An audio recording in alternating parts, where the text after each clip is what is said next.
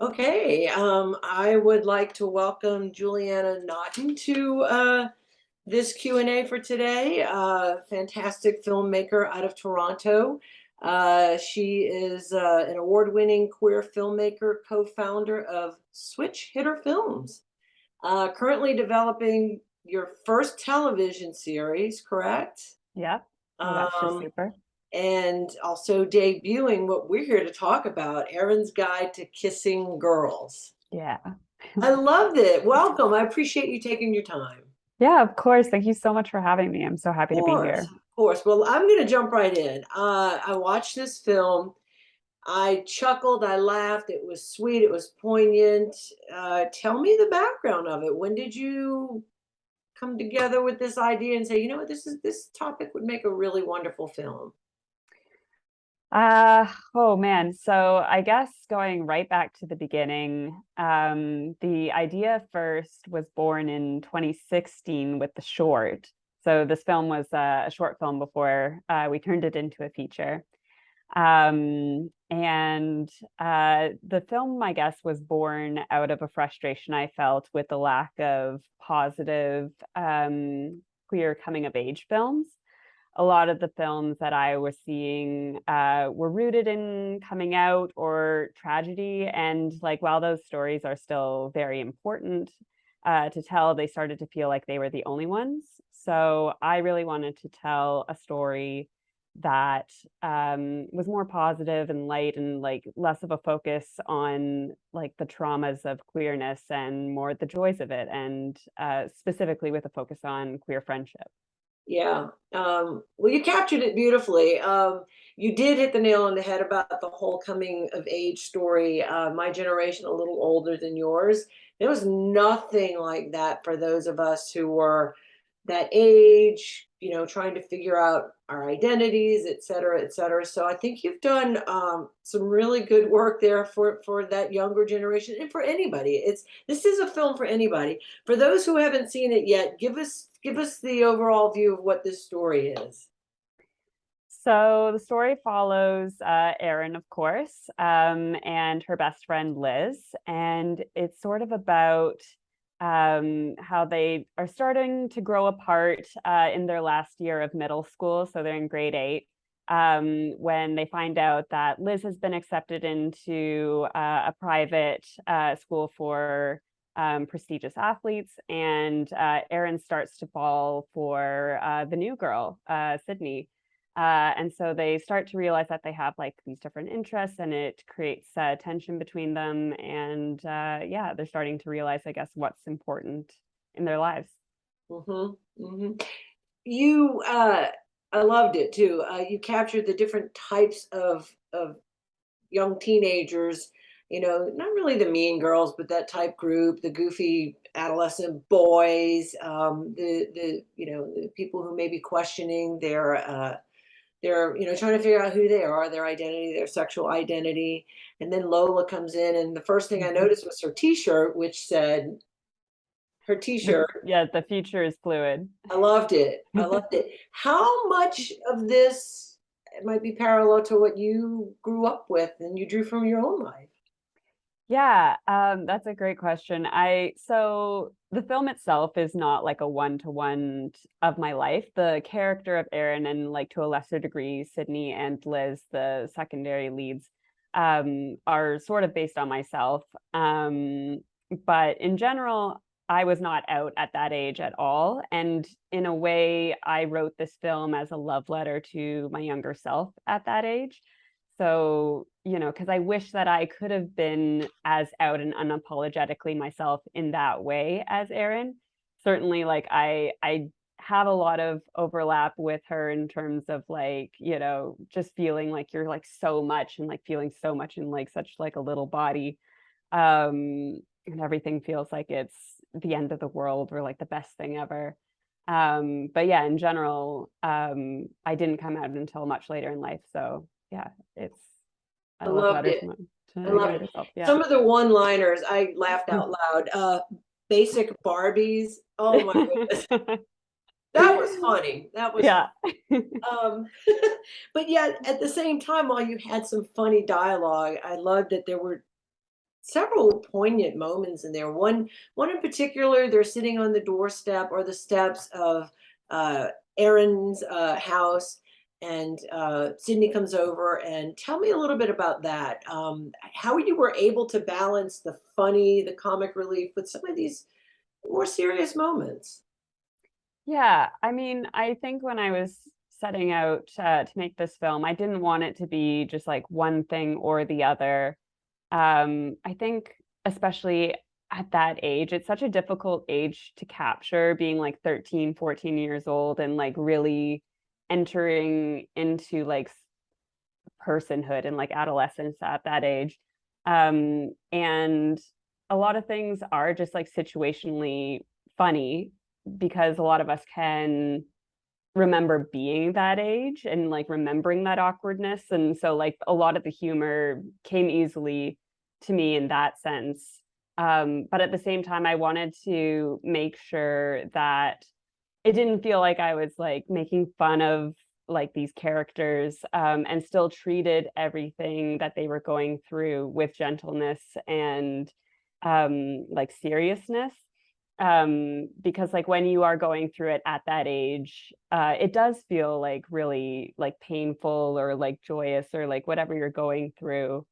um Although it's easy like when we have some hindsight to look back, to like to see the humor in it and like to be like, okay, like you're blowing things way out of proportion here, but like going through it, it like it feels so visceral and real, so trying Mhm. to balance those two things.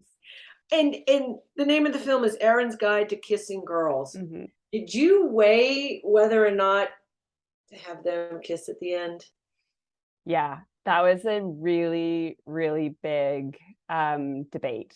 Uh, and like there were people in camp like make them kiss and people in camp like no kiss. And I guess at the end of the day, I had tried to like force a kiss in there for the namesake, but it didn't feel true to the characters. And like to me it's like the naming of the film is more like that's her goal and that's like what she's aiming for, and but what she learns by the end of the film goes beyond that. It's like she realizes that's not necessarily what she needs. And certainly there's stuff hinted there with with her and Liz, but in that moment, like I was just, I guess, aiming more for something a little bit like a tender moment that hints at something without fully going all the way there, because it just didn't feel like the characters were at that place yet. It could have gone either way, but I think what how you ended it, it was real. I could feel the authenticity in that moment. So, because Thank as you. someone who's observing it, you're like, well, let's see. The director had a chance to have them kiss or not Mhm. kiss, and she chose not to, and it still felt really real. So, yeah, I thought it was well done. Thank Um, you. Tell me a little bit about the actual making of it. First of all, I thought that the production qualities were outstanding in this film, and we look at dozens of films, if not hundreds of films. I listened to this with some really good Bose headphones, and the sound editing was really good, and the lighting was really good. Tell me about, I mean, are you very meticulous and a stickler for the production side? Because it really showed in this. The sound editing I thought was excellent. Oh, thank you so much. Honestly, like we had such a fabulous team on board this production, and it was a very like low budget film. But everyone who came on board this project cared so much about it. We had like a mostly queer and female crew, which was awesome to work with. The cinematographer was one of my lifetime collaborators and good friends, Haley Wong. She shot everything that I've ever done. And her and I, in particular, spent a very, very long time creating the look of the film, and how it would be shot, like how to really get into the mindset of like these 13-year-olds. And yeah, she did just a fabulous job with that. The sound editing, like our post host worked wonderfully with us, and Um, can't say enough about that. And Even the yeah, continuity, it's down to the continuity. I look for things like that. Sometimes yeah, yeah. a little too picky, but I'm telling you, the production value on this was really, really well. Thank you so much. How do you, working on something that's not that high budget where you have all this financial support and resources, how do you what's your best approach to get buy-in from people who want to be a part of this project? And you know it's going to be a long-term project with long hours. How would you say that you get buy-in? Yeah. Um, I think for a lot of people, uh, again, we worked with a mostly like queer and female crew, and a lot of people were drawn to this project because they had a personal connection to the material, and just were very compelled by the story. We had also created sort of like a pitch deck lookbook that we used to send out to any of our key crew that we were trying to scout out. Yeah, and some of the collaborators were people that I had worked with in the past, and we just knew that we had that that bond already, so it was very easy to pick up on a new project. It comes through too, I think, in sometimes in a film when everything is in sync and people are working well together. I mean, I think the final product actually um, does show that. Um, so let's see. It When did you start producing it? When were you actually shooting this and start producing it? Was it during the lockdown? Uh, well, in Ontario, we had a lot of different lockdowns, but we actually got very lucky in the time that we shot. We shot in July 2021. Originally, we were going to shoot in July 2020, and for obvious reasons, that got pushed. But we got very lucky with the time that we shot because everyone had just been like freshly vaccinated and our numbers were quite low. But it was definitely like COVID was a very huge consideration with everything because we were working with minors. There were a lot of extras. We were like in schools and such. Um, but yeah, we got very lucky with the timing. We had no cases, and it all worked out. Yeah, because I'm sure that would be such an added challenge to put on top of other normal challenges that come with filmmaking. Yeah. Yeah. Um, since it's been out, what has reception been like for this? Well, it hasn't premiered yet. We are premiering at the Reeling Film Festival on Sunday, which is very exciting. I'm going down for that. But we did have like a little cast and crew screening, and the people who saw it there, obviously a lot of them worked on the film, but were just so blown away by the finished product. And the first person who ran up to me after the film finished was Elliot, our young lead who plays Erin. And they just like were crying and like held me, and they were like I wish I had like this film when I was younger. And I'm so glad it exists. And it was just the most amazing thing. So, I'm making it for kids like them. And so that was very rewarding. Yeah, yeah, I could see that.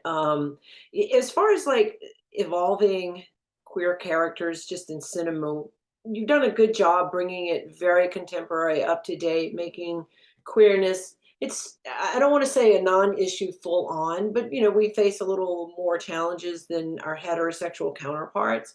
But as far as queer filmmaking and where characters are now, did you have to do some research with younger people on this? Yeah, I would say like I worked a lot with my young actors, and I said that from the beginning once they got cast, and I worked with them for about a year before we even got to camera. Um and I said that right from the start, saying like, I'm a 28, 29-year-old woman trying to write this perspective from like a, you know, a queer 13-year-old who's alive today. And so I might not have all the experiences or like language that you're using even.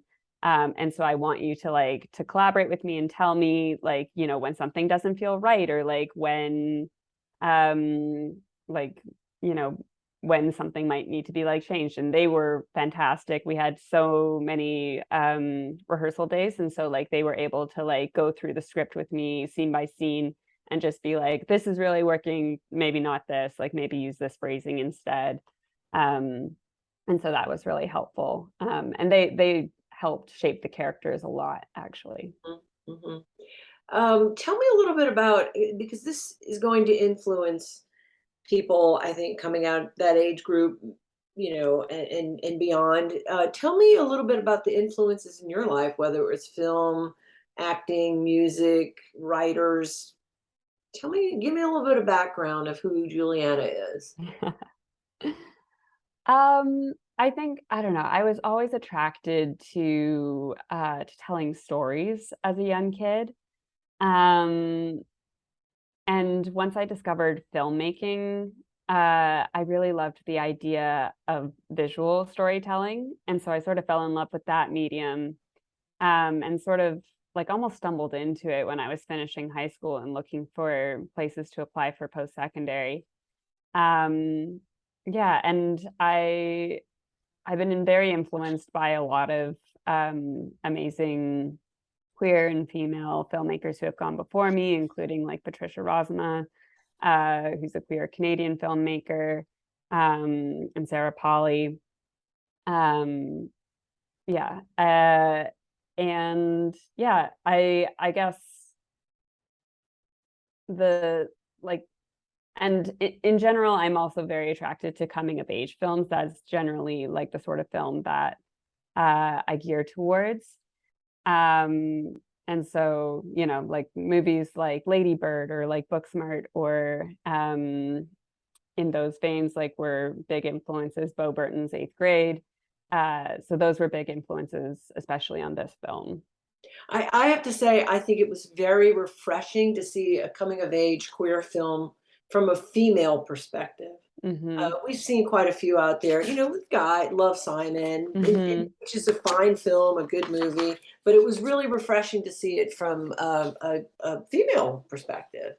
Yeah. Yeah. What kind of feedback have you gotten on that being mostly, you know, a female crew? And has there been any feedback on it? Well, I mean, I've talked to like again, like the reason behind like wanting to make this film is because I wasn't seeing a lot of things like it. And that expands to the fact that like if there are coming of age films that exist, they are mostly male. Um, and so I've talked to a lot of people who have noticed this trend as well. In particular, I had a friend's mom who's an educator, and she was looking for something to show her classmates or her students, that that could also speak to their age group. And she was like, I found like nothing. There was nothing out there. And so it really goes to show like how important a film like this is right now. But yeah, I feel like the people who worked on it as well were drawn to the story because again, like they wanted like a film like this when they were younger, or even now. And so, you know, wanted to be a part of bringing it to life. Mhm. Where do you as a filmmaker see, or where would you like to see characters especially evolve to in filmmaking? We've come a really long way with representation, but I feel like there's still so much more left to be explored, both in front of and behind the camera. And I'd really like to see sort of like the trend that we've been working towards, like uh, really expanded, I guess. I want to see like characters with hijabs, like I want to see characters on the autism spectrum, like uh characters who are asexual and transgender, and you know, just a bunch of perspectives that we haven't gotten to see or haven't even thought about seeing on screen. So yeah, I really hope that the industry is heading in that direction or continues to head in that direction. So what are you working on now? What's on your plate?